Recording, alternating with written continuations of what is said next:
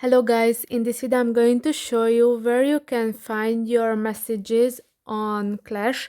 But first I wanted to tell you that don't forget to subscribe, because at 10,000 subscribers I'm going to show you my YouTube revenue statistics and my growth strategy, how you can make money online.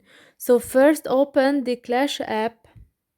After that you have to click on that thunder or lightning icon at the bottom of the screen, and now here should appear all your activities. I do not have any right now, and you can see that near the activity there is that messages icon, and now here will appear all your messages.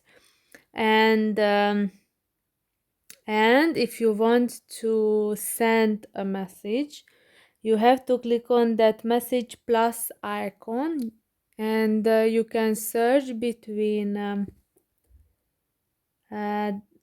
the people, and you can only start a new chat with people who follow you.